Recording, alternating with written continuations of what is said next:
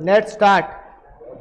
चलो भैया आज की अदालत शुरू करते हैं। तो आज की अदालत में बढ़ने से पहले जल्दी मुझे बताओ कि एक मिनट मेरा बैग उठा देना आराम। नहीं वो वाला लैपटॉप वाला है ना, ध्यान से उठाना ना, खुल रहा है। तो आज की अदालत में मुझे बताओ कि भाई आज की अदालत में हमने ये पढ़ना है कि पिछली बार जो पढ़ा था उसे क्वेश्चन करने। थैंक यू, है ना। तो जल्दी मुझे बताएंगे सारे बालक, कितनी टेक्निक और कितने प्रिंसिपल टेलर सर ने बनाए? 4 प्रिंसिपल और 7 टेक्निक। 4 प्रिंसिपल 7 टेक्निक बनाई है ना। बच्चे कह रहे कहाँ जा रहे हो नीचे? भाई चार्जर लगा रहा हूँ।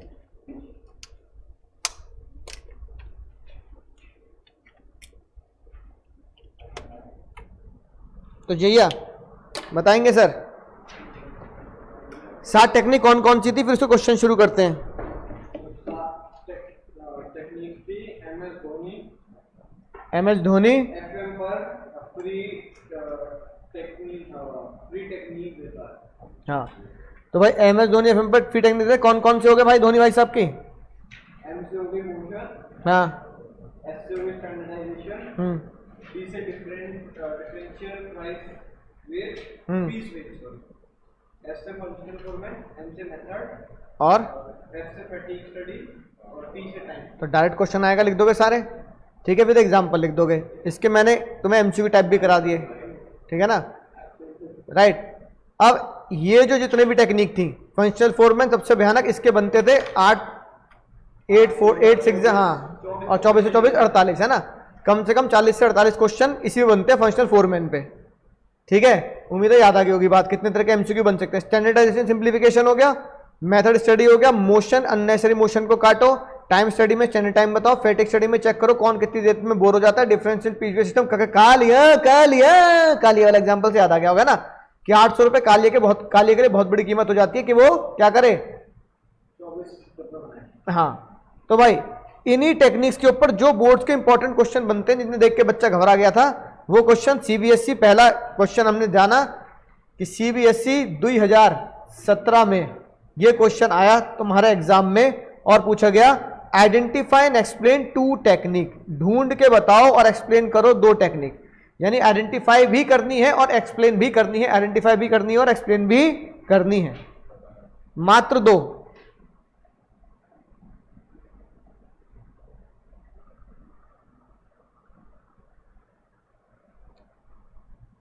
बोलो। अच्छा क्या बताना 2 टेक्निक्स? हाँ, आफ्टर कंप्लीटिंग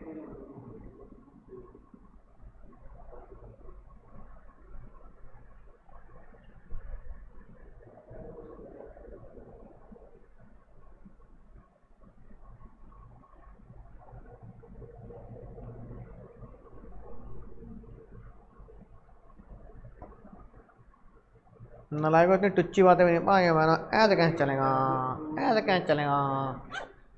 इतनी देर में तो 2 क्वेश्चन हो जाए, इतनी देर में तुम एक ही करोगे क्या एग्जाम में? और एमसी एक तो टाइम स्टडी नहीं हुआ ढंग से, लॉन्ग वेटिंग टाइम। हाँ, ठीक है, तो एक तो ये लिखा भाई जो तुम कह रहे हो ना, वो ये लिखा she fix standard time. Standard time बनाना ही क्या होता है सर? और एक जो तुम पहचान नहीं रहे, बहुत ही दुख की बात। हाँ, तो लेकिन ये मुद्दे की लाइन ये है, वो नहीं है जो तुम सोचो। ये है many unnecessary product obstruction between could be eliminated. बहुत सारे प्रोडक्ट को क्या करो, एलिमिनेट कर दो। एलिमिनेट करने को क्या बोलते हैं? सिंप्लीफिकेशन। तो इसे हम सिंप्लीफिकेशन बोलते हैं, लेकिन अगर इसे हम एग्जाम में लिखेंगे तो क्या लिखेंगे? पूरा लिखेंगे, स्टैंडर्डाइजेशन एंड सिंप्लीफिकेशन, है ना। अब क्योंकि आइडेंटिफाई के साथ एक्सप्लेन भी करना है, ठीक है ना, राइट। मोशन स्टडी भी इसमें मिल जाएगा, है ना। ये अननेसेसरी वाला मोशन स्टडी था। ऑब्स्ट्रक्शन जैसे जो मैं बोल रहा हूँ वो नीचे देखो, she also realised that there were some flavours which demand was yes yes, so she decided to stop the sale of such flavours. Yes yes, बिल्कुल सही। ये मोशन स्टडी है। हाँ, ये जो है ये क्या है सर? Motion study. ये होगा मेरा मोशन स्टडी। और कौन सी लाइन कह रहे तुम, ये stop the sale of flavour, इसे बोलते हैं सिंप्लीफिकेशन। क्या बोलते हैं, सही बात, बिल्कुल सही पकड़े है ना, राइट। कि अपने प्रोडक्ट की, यानी स्टैंडर्डाइजेशन क्या होता है, मैकडी का एग्जांपल, अपने प्रोडक्ट की हर एक चीज क्या करो, सेट करके रखो, जैसे बेंचमार्क, हर एक चीज क्या होगी, नपी तुली होगी, उसे तो ब्रांडिंग कहते हैं, है ना। सिंप्लीफिकेशन क्या होता है, धारे हलवाई वाला एग्जांपल दिया है ना, अपने सारे प्रोडक्ट को डिलीट कर कर क्या कर दो,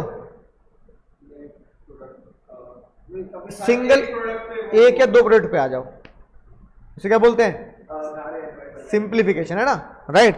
तो मैंने वो एग्जांपल बताया था समोसे, एक हलवाई था, हलवाई है अभी भी, है ना, मेरे इन लॉज के घर के पास। तो क्या बताया था मैंने तुम्हें, वो पहले बहुत सारी मिठाइयाँ, बहुत सारी चीज़ें बनाता था, फिर उसने सब मिठाइयाँ बंद करके सिर्फ एक ही चीज़ बना रहा है, वो आजकल समोसे। तो उसकी सेल उसकी ज़िंदगी में जितनी हुई, इतने 5 साल में हो गए। तो वो वहाँ के एरिया का सबसे अमीर हलवाई है, वो सिर्फ समोसे बेचकर। तो लोगों के दिमाग में क्या रहा कि वो समोसे का एक्सपर्ट है, तो इसे बोलते हैं सिंप्लीफिकेशन, कि लोग तुम्हें उस चीज़ में क्या मान लेते हैं, स्पेशलिस्ट मान लेते हैं। ठीक है, ये डायरेक्ट क्वेश्चन आया 3, 4, 5, 6, 7, 8, ये सब डायरेक्ट क्वेश्चन है ना। What did Taylor want to communicate through mental revolution, क्या होता है, डायरेक्ट क्वेश्चन आ गया।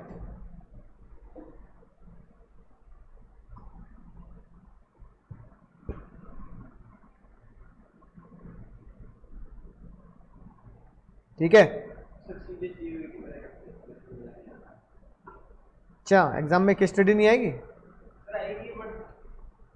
तो मजा क्या नहीं आ रहा, ये सारे क्वेश्चन किए पहले, क्वेश्चन पहले चैप्टर तो पूरा हो जाए नालायक, उसके बाद तो करोगे। अभी कहूँ अभी इंपॉर्टेंस है, फीचर है, आज इंपॉर्टेंस करेंगे, अगले में फीचर करेंगे, आज ये क्वेश्चन करेंगे पहले। 28 बताओ अब,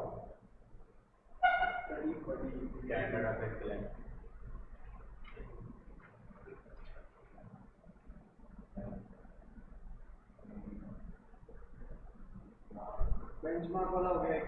बेंचमार्क क्या होता है, स्टैंडर्डाइजेशन, लिमिटेड वैरायटीज हो गया, स्टैंडर्डाइजेशन समझ गए ना, हर एक चीज का एक स्टैंडर्ड सेट कर देना, जो मैंने पिछली क्लास में तो बताया था मैकडी का एग्जांपल लेके, लिमिटेड वैरायटी, बस खत्म बात। अपनी वैरायटी को लिमिटेड कर देना, इसे क्या बोलेंगे सर, अरे क्या बोलेंगे, सिंप्लीफिकेशन। तो स्टैंडर्डाइजेशन एंड सिंप्लीफिकेशन, ये पता लगा। 29 बताओ, 29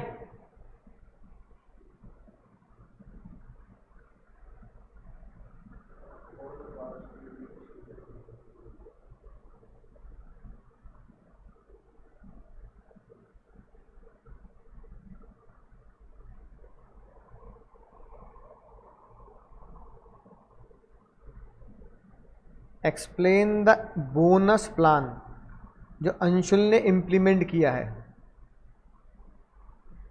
अंशुल ने क्या बोनस प्लान इंप्लीमेंट किया है, नहीं याद आया, इनएफिशिएंट, नलायको, हाँ, एफिशिएंट वर्कर कालिया नहीं भीम, और इनएफिशिएंट वर्कर कालिया। तो दोनों एफिशिएंट और इनएफिशिएंट वर्कर के बीच में डिफरेंस अगर लाना है तो फेयर रेम्यूनरेशन जैसी चीजें छोड़ो, हेनरी फ्योल की टेलर वाली लगाओ, डिफरेंस पीस वेज सिस्टम। जो जितना ज्यादा बनाएगा वो इतना पैसा कमाएगा बाबू, वो उतना पैसा कमाएगा। एग्जाम्पल एग्जाम में मस्त है,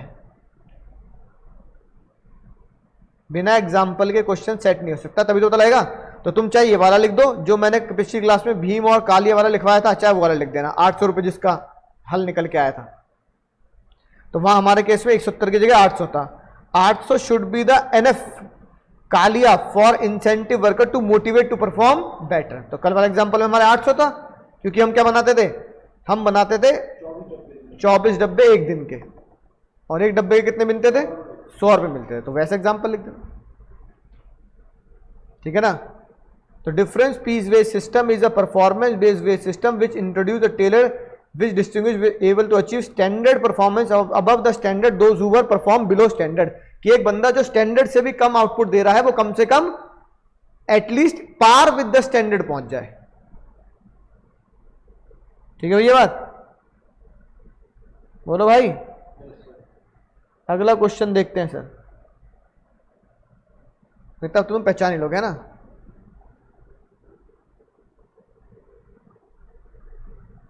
ठीक है, तो अब क्या पढ़ेंगे सर, अब क्या पढ़ेंगे?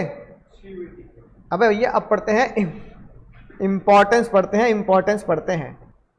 तो चलिए दोस्तों चलते हैं अब इंपॉर्टेंस की तरफ। मैंने आपके लिए इंपॉर्टेंस स्क्रीन पर लगा रखी है, आप ध्यान से देख सकते हैं सर। चलो नेचर पढ़ लेते हैं पहले, है ना। इंपॉर्टेंस से पहले क्या पढ़ते हैं सर? नेचर। अब तुम्हें नेचर और इंपॉर्टेंस बहुत ज्यादा लड्डू लगेंगे क्योंकि हम वो चीज कर चुके हैं जो इनको डिसाइड करती है। तो भले तुम देखोगे सर कोई भी बुक हो, चाहे मेरी वाली बुक हो चाहे कोई बुक हो, हमेशा पहले नेचर लिखेंगे, इंपॉर्टेंस लिखेंगे, फिर क्या लिखा होता है? टेक्निक। लेकिन हमेशा याद रखना, एक बिल्कुल बहुत मजेदार बता रहा हूं तुम्हें, किसी भी चैप्टर की, खाली बीएसटी की बात नहीं कर रहा, किसी भी दुनिया में कोई भी सब्जेक्ट पढ़ो, किसी भी चैप्टर की फीचर इंपॉर्टेंस हमेशा उसको खत्म करने के बाद पढ़ो। आज तुम्हें इसकी है ना वैल्यू पता लगेगी कि तुम कितनी आसानी से चीजों को समझ जाते हो। अगर मैं तुम्हें ये पहले पढ़ाता ना तो तुम समझ नहीं पाते, लेकिन अब मैं तुम्हें पढ़ा रहा हूं, देखो तुम कितनी आसानी समझोगे ये बात।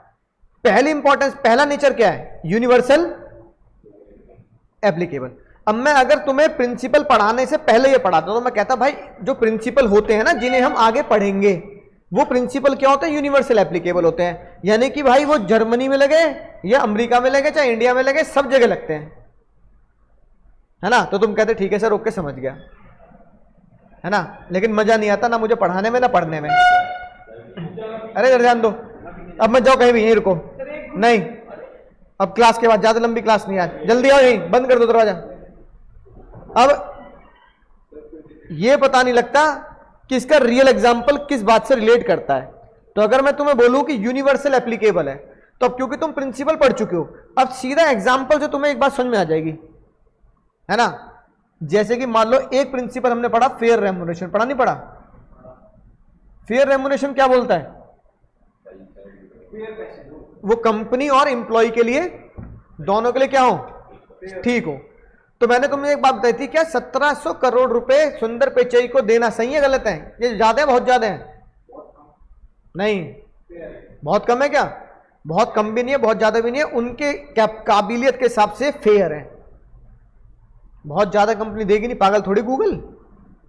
और बहुत कम में सुंदर पिचई काम करेंगे नहीं, क्योंकि जरूर दूसरी कंपनी से इतना बड़ा ऑफर आया होगा, तभी तो वो कह रहे होंगे भाई इतना तो मैं कहीं और भी ले लूंगा।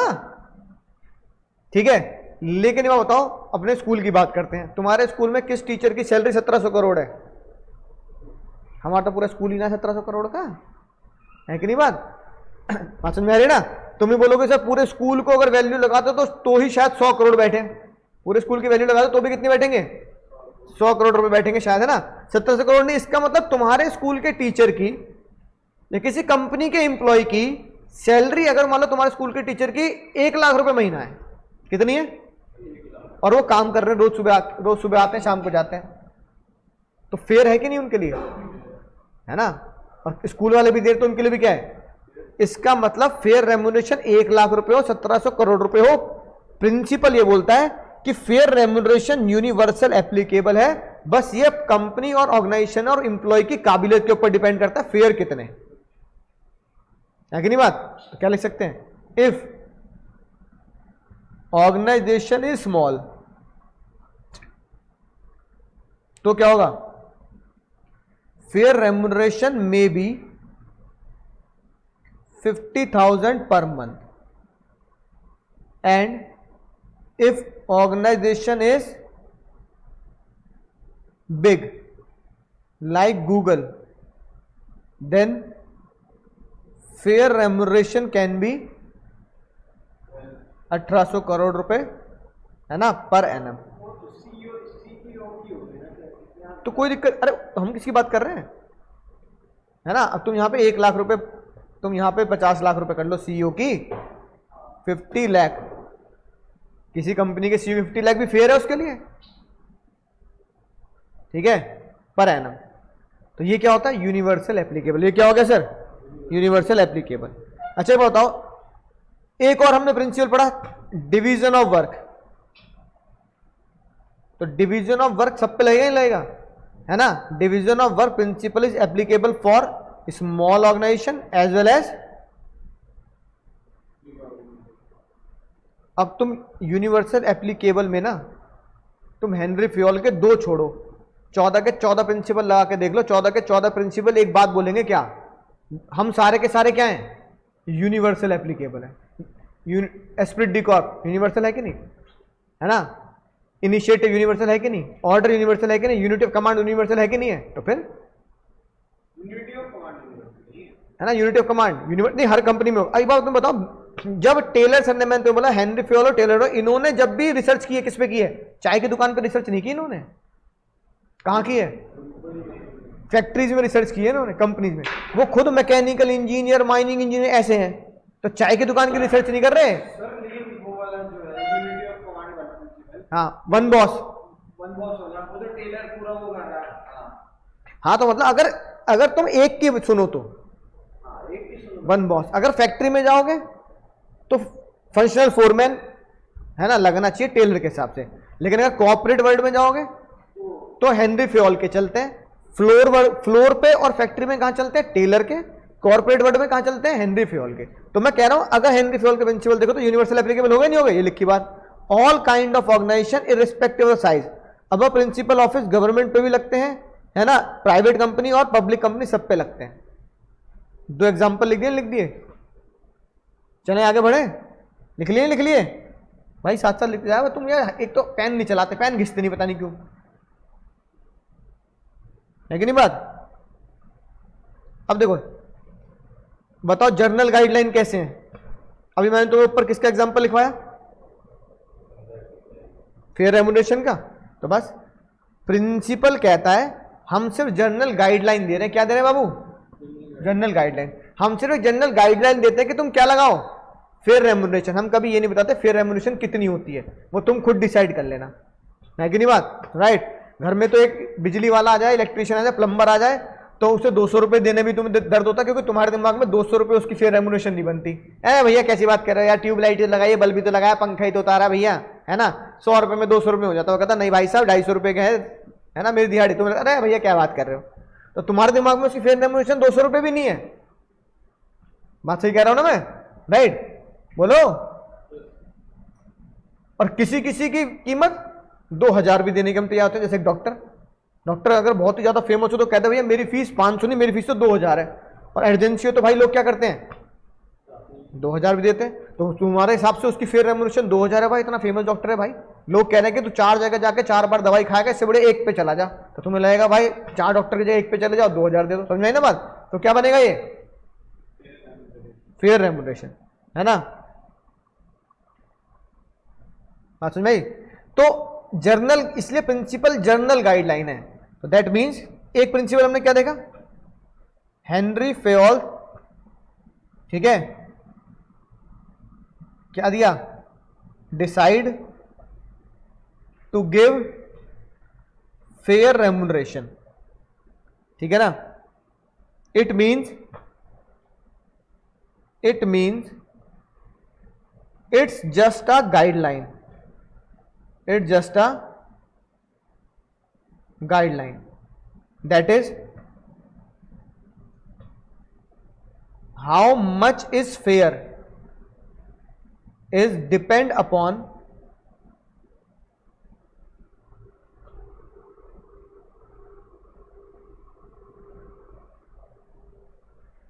capability of the employee and organization.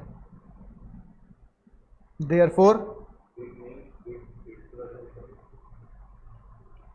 it's just a guideline, and how much is fair is depend upon capability of the organization. Therefore, principal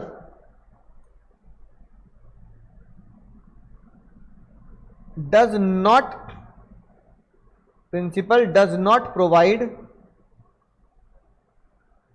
absolute amount of remuneration.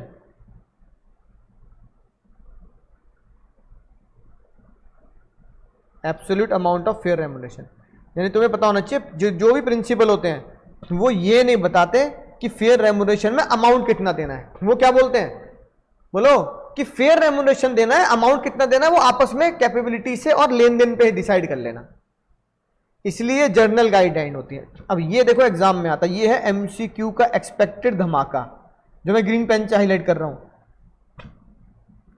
अब ये छुपा हुआ होगा, ये वर्ड छुपा हुआ होगा और ये आएगा एग्जाम में, dash does not provide readymade straitjacket solution to all manager problem.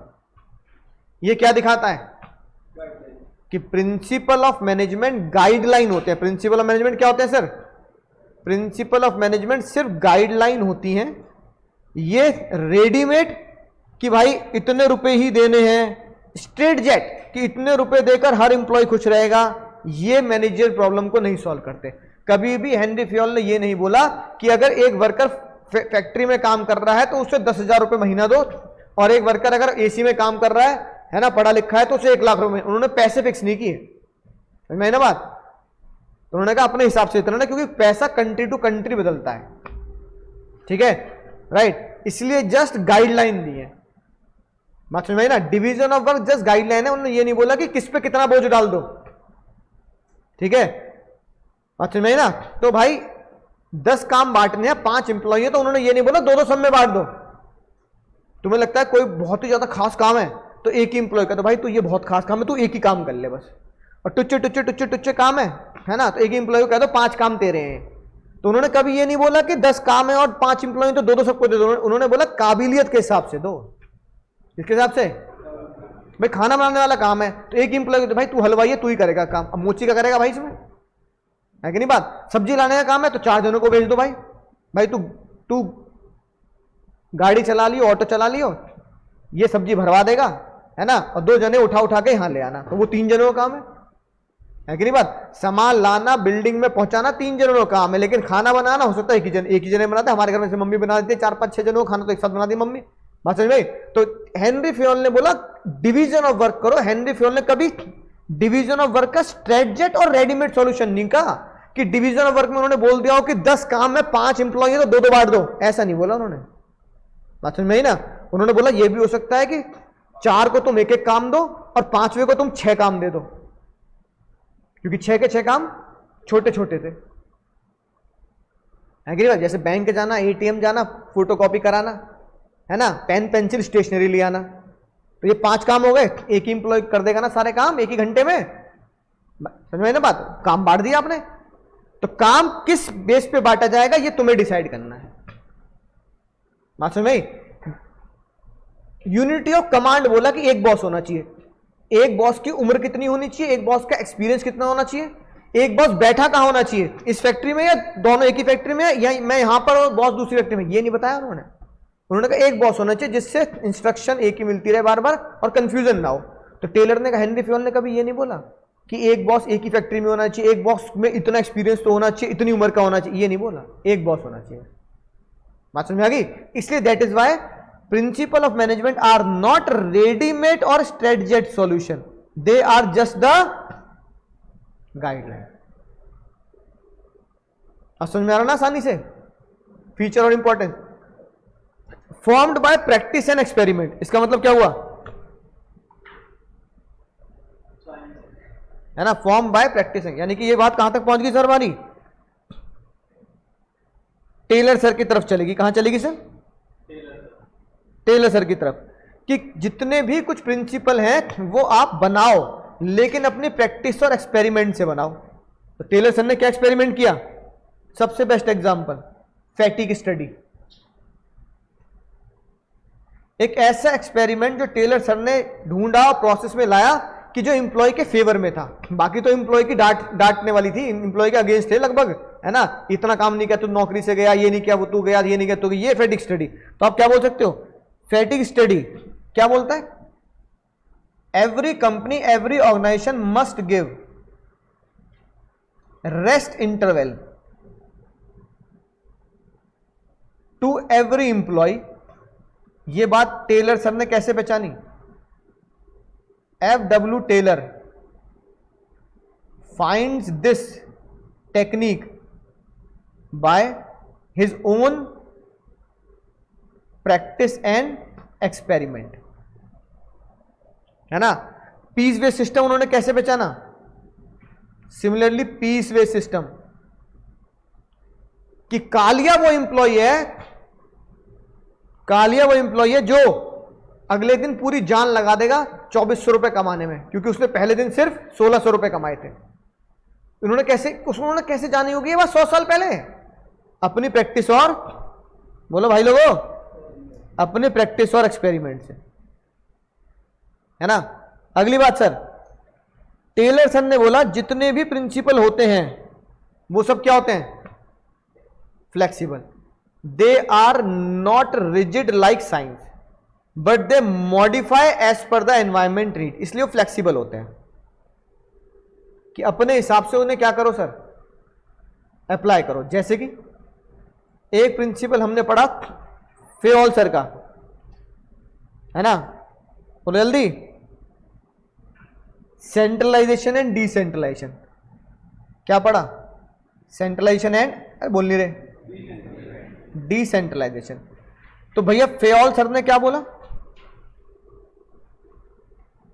कि आप बिल्कुल फ्लेक्सिबल हैं अपनी कंपनी के हिसाब से सेंट्रलाइजेशन और डिसेंट्रलाइजेशन लगाने में।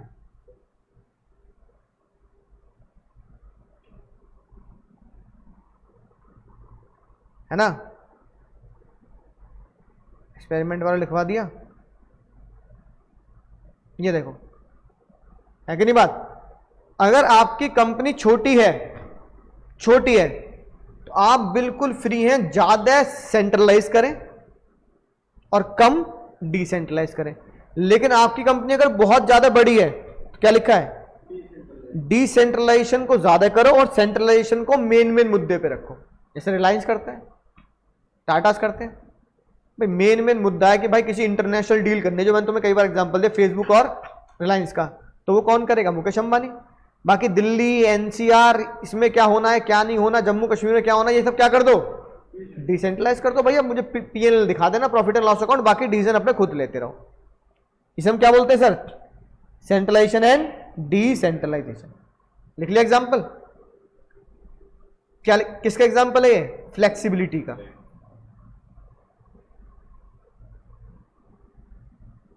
अपने हिसाब से आप अपने प्रिंसिपल लगा सकते हैं। Principle are flexibles, principle are flexibles, principle are flexible, है ना। बिहेवियर, अगर बिहेवियर की बात करें,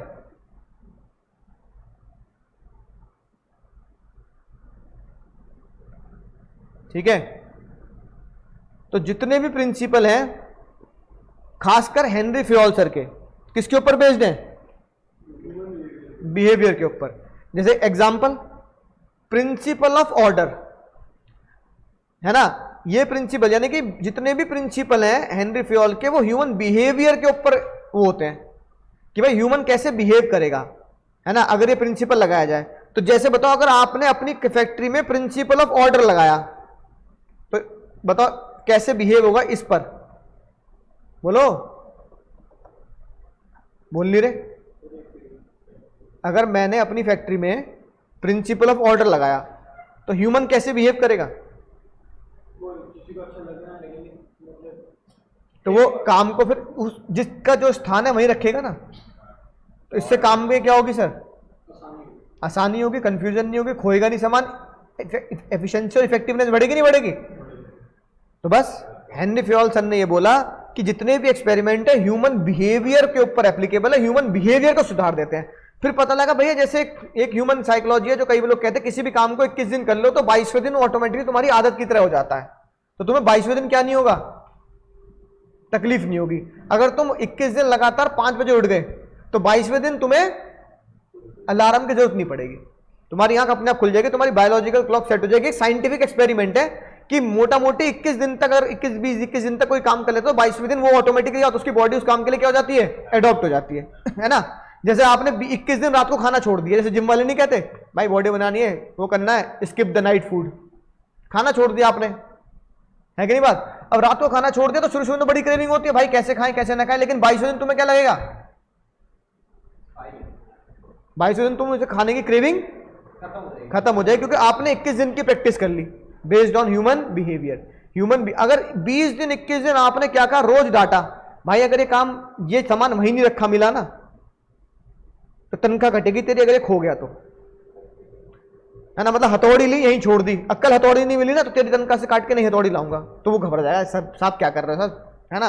अब जब 500 किया 600 किया है तो समझ जाएगा भाई मेरी गलती नहीं होनी चाहिए सर, मैं तो वहीं रखता हूं, देखो मेरी गलती नहीं है, आप कैमरे में चेक कर लेना। दैट मीन्स सुधर गया नहीं सुधर गया। यानी कि प्रिंसिपल जितने भी होते हैं वो किसके ऊपर बेस्ड होते हैं, ह्यूमन बिहेवियर को सुधारने के लिए होते हैं, ह्यूमन बिहेवियर को सुधारने के लिए होते हैं। दूसरा एग्जाम्पल लिखो, बात नहीं करो। दूसरा एग्जाम्पल, प्रिंसिपल ऑफ डिसिप्लिन।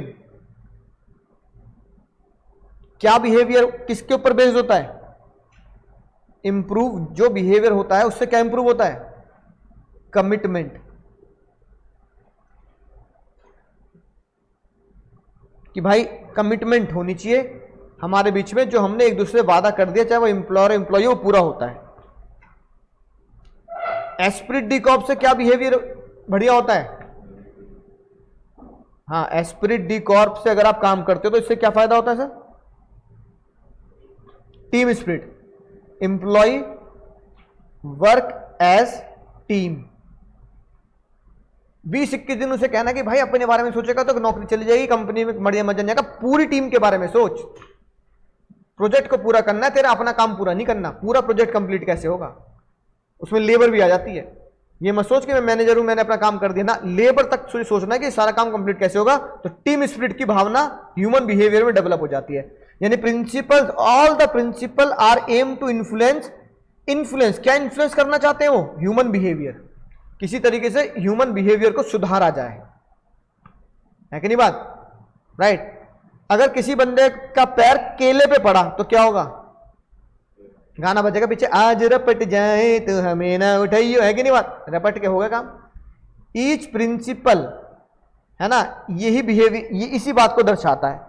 केले पे छिलके पे पैर पड़ना है कॉज, और रपट जाना क्या है, इफेक्ट। बात समझ में आई, बोलो।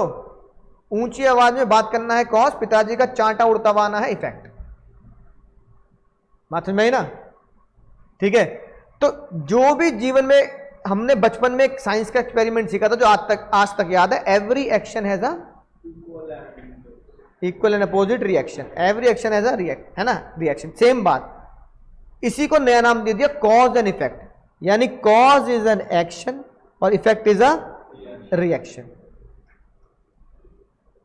बोलो, मम्मी ने उसकी चैट पढ़ ली, तुम्हारा फोन जब्त और शादी पक्की उससे ही, तो उसका चैट पढ़ना हुआ कॉज और तुम्हारा घर से बाहर जाना इफेक्ट। कि अब तो उसके साथ ही रहेगा, उसके साथ ही पढ़ लेना, जब सारी पढ़ाई मोबाइल पे कर रहा है तो घर जाके पढ़ ले उसके, ठीक है, राइट, कॉज एंड इफेक्ट। तो हमने कहा प्रिंसिपल कैसे हो गए, अब देखो कैसे हो गए। सबसे पहला प्रिंसिपल हमने क्या पढ़ा, डिसिप्लिन। डिसिप्लिन इज एन,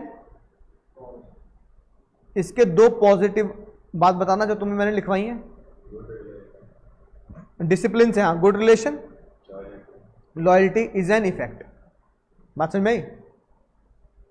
यानी इसका कहने का तात्पर्य यह हुआ, all the 14 principle, all 14 principles are cause, और सभी 14 प्रिंसिपल के पॉजिटिव आउटकम्स आर, है ना। Fair remuneration is a cause, effect क्या हुआ, goodwill and motivation is the effect, है ना, एफिशिएंसी भी। Principle of order is a cause, no wastage of time and result यानी outcome is early is an effect. तो every principle is a cause and all the positive outcome is an effect. ये रहा भाई। अब Taylor पे लगा दो, piece waste system of technique is a cause, कालिया की improve efficiency to the 24 boxes is an effect, है कि नहीं बात। इसी को लगा दो फैटिक पे, फैटिक की टेक्निक अप्लाई करना इज एन कॉज। फायदा क्या होगा इससे, इंप्लॉय आराम करके या, है ना, नींद से बाहर आके एफिशिएंट वर्किंग हो जाएगी, है ना, साथ साथ वो नई एनर्जी से काम करेगा। It is an effect. होगा नहीं होगा ऐसा, राइट। ये क्या, कॉज एंड इफेक्ट। कोई सा प्रिंसिपल लिख देना हेनरी फ्योल का, चाहे ये भी लिख देना, चाहे ये वाला लिख देना, चाहे हेनरी फ्योल के कोई प्रिंसिपल लिख के उसके पॉजिटिव नेगेटिव लिखवाए ना, every principle is a cause and all the to positive aspect is an effect. और आखिरी आता है नलायको कंटीजेंट। कंटीजेंट मतलब, कंटीजेंट का मतलब होता है कि जितने भी प्रिंसिपल हैं वो अपने आप में कंटीजेंसी वाला है ना एक आउटकम रखते हैं, यानी कि प्रिंसिपल बदलते सिचुएशन के हिसाब से लगाना है ना, राइट। जितने प्रिंसिपल हैं पहले से फिक्स नहीं करने, वो क्या करने हैं, एक तरीके से बार्गेनिंग के हिसाब से लगाने हैं, यानी कंटीजेंट है, बदलते रहेंगे सिचुएशन के हिसाब से। बताओ कैसे, जैसे एक एग्जांपल ये लिखा है, क्या लिखा है, फेयर रेम्युनरेशन जो है वो इतना कंटीजेंट है, कंटीजेंट बोले तो इतना बदलाव होने वाला है कि किसी बंदे के लिए फेयर रेम्युनरेशन 100 रुपए भी हो सकती है कि नहीं बात, बोलो है कि भाई मैं इस बात की, इस काम के 100 रुपए दूंगा, ठीक है। और किसी रिक्शे वाले को तुम 20 रुपए में ही टरका सकते हो, तो भैया यहां से यहां तक ही तो जाना है कि नहीं बात, 20 रुपए दूंगा भाई, तो कई रिक्शे वाले 20 रुपए में नहीं ले जाते। और किसी बस में चल जाओ, है कि नहीं बात, बस में तो वहां तो तुम पैसे भी ना दो, स्टाफ है स्टूडेंट स्टाफ, है कि नहीं बात, होता नहीं होता ऐसा, हाँ विमेन स्टाफ। तो कई जगह यानी कंटीजेंट, फिर यानी हर एक प्रिंसिपल अपने आप में इतना भयंकर तरीके से कंटीजेंट है, इतना भयंकर तरीके से कंटीजेंट है कि वो आपकी कंटीजेंसी के हिसाब से क्या होता है सर, सिचुएशन के हिसाब से एप्लीकेबल होगा। दूसरा एग्जांपल लिखो, ये लिख लिया, दूसरा लिखो। अब दूसरा एग्जांपल है भैया डिवीजन ऑफ वर्क। बात मत करो, बाहर भेज दूंगा फिर मैं। हाँ वो थोड़ा सा ऐसे होगा, एक सही से बैठो। डिवीजन ऑफ वर्क इतना भयंकर तरीके से कंटीजेंट है कि वो कम लगता है, लेस अप्लाई इन, मतलब डिवीजन ऑफ वर्क कम कहां लगेगा, हाँ यानी कि प्रोपराइटर शॉप, प्रोपराइटर समझते हो ना, एक दुकान वाला, हाँ sole proprietor shop. And fully apply यानी कि more apply on large organisation. Contingent समझ गए, यानी कि डिपेंड अपॉन सर्टेन सिचुएशन, यानी एक तरीके से कहते हो डायनामिक होना, कि जितने भी प्रिंसिपल है वो अपने आप में डायनामिक है, सिचुएशन टू सिचुएशन बदलते रहते हैं, गिरगिट की तरह। याद आ गया ना चैप्टर 1 में, डायनामिक गिरगिट की तरह बदलेंगे, ठीक है, जितना जहां पे होगा उसके हिसाब से लगा देंगे। तो डिवीजन ऑफ वर्क एक प्रोपराइटर फर्म में लगता ही नहीं, बहुत कम लगता है, क्योंकि हो सकता है एक मालिक को एक ही नौकर हो, तो बस उसमें काम बढ़ गया। लेकिन डिवीजन ऑफ बड़ी बड़ी कंपनी में ज्यादा लग सकता है। तो ये कंटीजेंट है, कंटीजेंट, ठीक है। ऐसी टेलर पे आ जाओ, टेलर की टेक्निक है, मान लो मोशन स्टडी, है ना, तो मोशन स्टडी एक ऐसी फैक्ट्री में चेक करने की जरूरत नहीं है जब बॉस और एम्प्लॉय आमने सामने काम कर रहे हो, चेस की तरह, है कि नहीं बात, सामने सामने से बैठ के चेस खेलते हैं ना, बिल्कुल ऐसे ही काम कर रहे हो भाई, जो मैं कहता जा रहा हूं लिखता जाइयो। तो मोशन स्टडी की जरूरत नहीं, क्योंकि तुम उसके सामने, जब बॉस उसके सामने इतना काम करवा रहा है तो वो क्या करेगा, वो बेचारा शर्म में ये भी नहीं बोल सकता सर पानी पियाऊं, सर लघु शंका लगी है कि नहीं बात, सर भूख लगाई है, ठीक है, गर्मी लग रही है, ऐसा नहीं बोल सकता, क्योंकि बॉस कह रहा है मैं ना बैठा हूं यहाँ 1 घंटे से, तुझे ही गर्मी लग रही है, बस बात समझ में आई ना, राइट, क्योंकि आमने सामने। तो इसका मतलब मोशन स्टडी वहां वेस्टेज अनप्रोडक्टिव है ही नहीं, लेकिन जहां 100 फैक्ट्री के वर्कर हैं, है ना, वहां आपको 100 को 1 to 1 चेक करना बड़ा मुश्किल होता है, वहां आपको कैमरा लगा के मोशन स्टडी चेक करनी पड़ती है। यानी कि all the principle are contingent, ये डायनामिक होते हैं, सिचुएशन के हिसाब से बढ़ाए और घटाए जाते हैं। बोलो भाई लोगों, क्या जांचती कि नहीं जांचती? जांचती ना, ठीक है। अब तुमने ये नहीं पूछा सर ये क्या चक्कर है, ये क्यों बना रखा है आपने, चाय चाय चाय हैं? ये चाय वाले का नहीं लगता। अरे नहीं भाई ऐसा नहीं है, चाय वाले के भी लगते हैं, चाय वाले भी लगते हैं भाई। भाई डिवीजन ऑफ वर्क चाहे चाय वाले के साथ एक ही काम कर रहा हो तो चाहे कम लगाओ पर लगा तो है। अब देखो ये इसलिए क्योंकि मेरे घर के सामने ना एक स्कूल है, उसके प्रिंसिपल रहते हैं, और जो प्रिंसिपल टाइप के लोग होते हैं ना, खूसट टाइप के जो थोड़े हो जाते हैं, वो अपना एक स्टैंडर्ड स्टैंडर्ड बना लेते हैं, स्टैंडर्ड कि जैसे भैया टाई पहननी ही पहननी है। तो ये जो हमारे सामने, हम तो अंकल जी बोलते हैं, तो अंकल जी जो है ना हमारे प्रिंसिपल साहब सामने जो रहते हैं, मेरे घर के बिल्कुल जस्ट सामने रहते हैं। चाहे गली में कोई फंक्शन हो हमारी, मतलब सोसाइटी में है ना, हमारी सोसाइटी में, हमारा तो गली मोहल्ले वाला काम हुआ ना, चाहे भैया कहीं शादी में जाना हो, किसी को कुछ हो, टाई जरूर पहनेंगे। एक अपना स्टैंडर्ड बेंचमार्क लगा रखा है क्या, कि भाई प्रिंसिपल साहब घर से निकलेंगे तो टाई पहन के। लोगों को पता है ये बात, अच्छे लगे तुम्हें बुरी लगे, उनका स्टाइल है बस ये, समझ गए ना। कुछ लोगों को जैसा होता चश्मा पहनना ही पहनना, पहनूंगा ही पहनूंगा चश्मा भाई, धूप हो ना हो चश्मा पहनो, स्टाइल है भाई मेरा भाई। ऐसे प्रिंसिपल सर को जब मैंने देखा तो कई सालों से एक रूटीन है उनका, सुबह उठेंगे मान लो 5 साढ़े 5 बजे, 7 बजे मान लो स्कूल के लिए जाना है, तो ठीक 6 बजे आंटी जी चाय लेके खड़ी होंगी, ठीक 6 बजे, है ना, बिल्कुल डिसिप्लिन फिक्स एकदम, ना सुई की कांटा इधर ना इधर। और चाय में बड़ी मजेदार बात कि जब चाय पीते हैं ना, तो चाय तो पीते पीते हैं, लेकिन बिस्किट एक ही चाहिए, कौन सा, पार्ले जी। पार्ले जी से बड़ा प्यार, बचपन से वही खा रहे। तो प्रिंसिपल सर का जब नेचर मैंने चेक किया तो मैंने जाना कि प्रिंसिपल सर का जो नेचर है, किसका सर बोलो, प्रिंसिपल सर का एक नेचर है, नेचर उन्होंने बना लिया। उन्हें प्रिया गोल्ड, बटर वाइट, है ना, ओट्स नहीं जांचते भाई। उन्होंने कहा भाई ये सब बिस्किट बिस्किट मुझे मजा नहीं आता इनमें, ओट्स वाले हेल्दी वाले ये वो हट। प्रिंसिपल सर का नेचर, ब्रेकफास्ट में हमेशा ही रोज चाय और पार्ले, समझ गए। प्रिंसिपल का कोड है, किसका कोड है बाबू, प्रिंसिपल का कोड है, और प्रिंसिपल के नेचर का कोड है, नेचर का। ब्रेक के बी से क्या बनेगा, बिहेवियर इन्फ्लुएंस।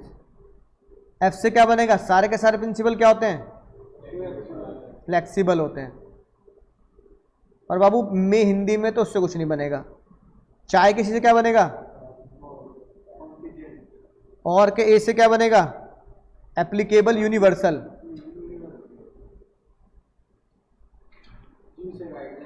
और पार्ले के पी से क्या बनेगा, प्रैक्टिस। और जी से प्रिंसिपल सर का नेचर, ब्रेकफास्ट में चाय चाय चाय, है ना, चाय और पार्ले। नोट करो जल्दी, ऑनलाइन वाले भी नोट करेंगे।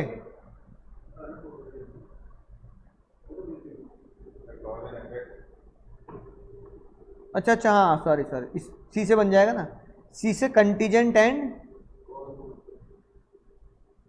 Cause and effect. ये रहा पी से practice and experiment, with example लिखवा दिए सारे।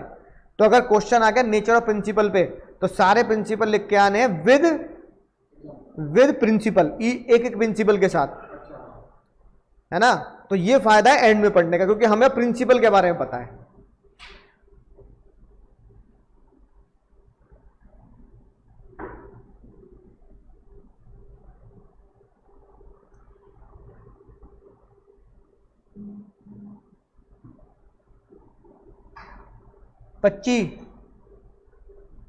पच्ची क्वेश्चन बताएंगे, 25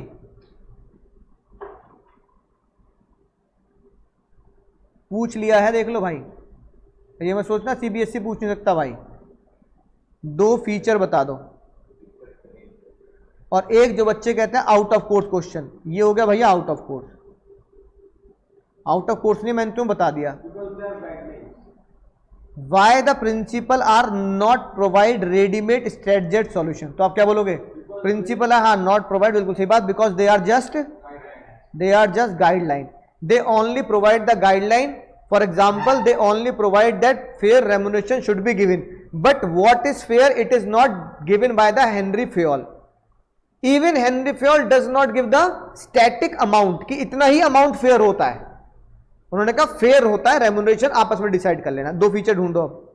सर एक तो ये गाइडलाइन तो नहीं हो गया, ये लिखी बात, और एक नॉट रिजिड वाला हो गया principle flexible. Karuna decided to guide, इसका मतलब पहला क्या निकला? Principles are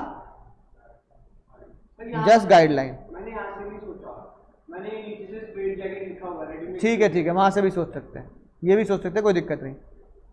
she tell that principal और management are readymade straitjacket solution, ये नहीं है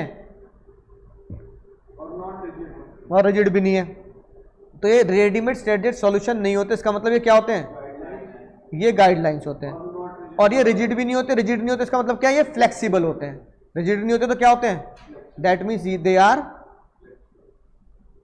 फ्लेक्सिबल, है ना? राइट। स्ट्रेटजेट सॉल्यूशन वाला डायलॉग हमने पढ़ाई, ठीक है? कहां पढ़ा? ये रहा फ्लेक्सिबल में, ओ सॉरी,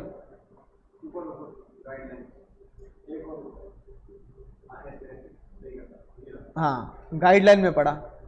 क्या पढ़ा गाइडलाइन में? ये रहा, दे आर नॉट रेमेडियो स्ट्रेटजेट। और नॉट रिजिड वर्ड कहां पढ़ा? नॉट रिजिड फ्लेक्सिबल, ये क्या लिखा है? तो नॉट रिजिड और दे आर नॉट स्ट्रेटजेट सॉल्यूशन। देख लो ये डिट्टो वर्ड कहां मिल रहे हैं? मिल रहे नहीं मिल रहे? बस यही मैं तुम्हें सिखाना चाहता हूं कि यही वो खतरनाक सीक्रेट वर्ड्स होते हैं जो तुम्हें किसी भी बुक के अंदर ढूंढने होते हैं। अब चाहे तुम कोई बच्चा एनसीईआरटी से पढ़ ले, कोई बच्चा किसी ऑथर से पढ़ ले, कोई बच्चा किसी ऑथर से पढ़ ले, चाहे तुम मेरी भी किताब से पढ़ लो, सब जगह ये शब्द कॉमन मिलेंगे, है ना? राइट। इसलिए मैं तो कहता हूं मेरी बुक ले ली और कोई बुक लेने की जरूरत नहीं है। स्कूल वालों ने लगवा दी तो स्कूल वालों का लिहाज करना पड़ता है कि भाई स्कूल वालों ने किसी ऑथर की बुक लगवाई है तो वो लेनी पड़ती है। उसमें से भी क्या करो, अब बुक ले लिए तो क्या करो, उसमें से एमसीक्यू, उस बुक में से केस स्टडी, वो क्या करो, सॉल्व कर लो। तो देखो ये 2 वर्ड हमने ढूंढे, ये 2 ही वर्ड कहाँ लिखे हैं? फीचर में लिखे हैं, हाँ। अच्छा आंसर देख लेते हैं, देखो पढ़ना जरा। As the real business situation very complex and dynamic, the principle management does not provide readymade solution to the managerial problem. क्योंकि वो इतनी डायनामिक होती है, इतनी कॉम्प्लेक्स होती है, रेडीमेड सॉल्यूशन मिल ही नहीं सकता। अब फेयर रेम्युनरेशन का रेडीमेड सॉल्यूशन बताना, फेयर रेम्युनरेशन हर बंदे की अलग अलग होती है, बोलो। तो इसलिए आप उसे क्या बोलेंगे? गाइडलाइन। ये पढ़ना जरा।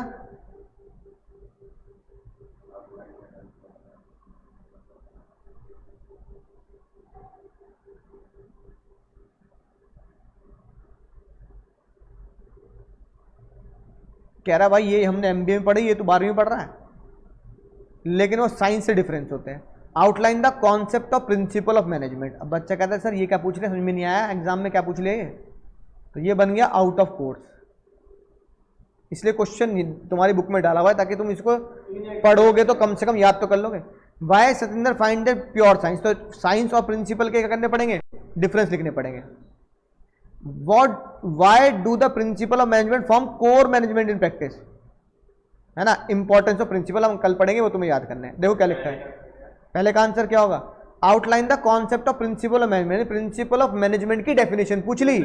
कॉन्सेप्ट का मतलब क्या होता है? डेफिनेशन, यानी कि कॉन्सेप्ट का मतलब क्या होता है? Definition. Principle of management are broad and general guideline for the managerial decision to make the action, है ना? अपनी किताब का ये वाला पॉइंट बाबू लोग, अपनी किताब का ये वाला पॉइंट, यानी ये पूछ लिया तुमसे कॉन्सेप्ट के नाम से, तो आउट ऑफ कोर्स क्यों हो गया भाई? ये लिखना है बस, हमें ये लिख के आना एग्जाम में 1 नंबर में कि principle are broad statement of fundamental truth which provide the guideline for the manager to take managerial decision and action. These guidelines are derive through experiment and observation. वो ये पूछ रहा है तुमसे कॉन्सेप्ट के नाम से, तो आउट ऑफ कोर्स क्या बन गया? और बताओ उससे कोई डिफरेंस क्यों होता है? तो ये पूछ लिया तुमसे, management principle versus pure science.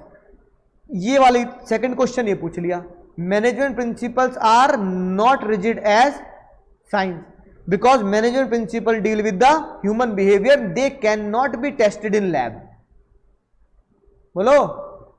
तो दूसरा सवाल ये रहा, why Satinder find principle are different from science because the management principle are not rigid as pure science due to fact that deal with the human behaviour need to apply creatively in the light of situation.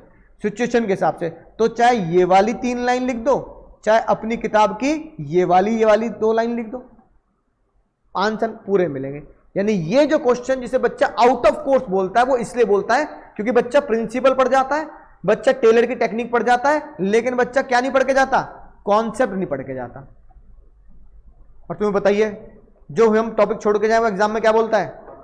सलाम साहब। जो छोड़ के जाओ वो सलाम करता नजर आएगा वहीं। बोलो बात समझ में आ गई? तो ये क्वेश्चन हमने फीचर के और बेसिक के कर लिए आज। अगली क्लास में ये चैप्टर समाप्त हो जाएगा। एक ही मुद्दा रह गया, क्या? Importance of principle. और हो सकता है, उम्मीद है कि भैया साथ साथ क्या कर ले हम, है ना, साथ साथ उसके क्वेश्चन भी कर ले। तो बोलो समझ गए सर? बहुत मजा आया सर।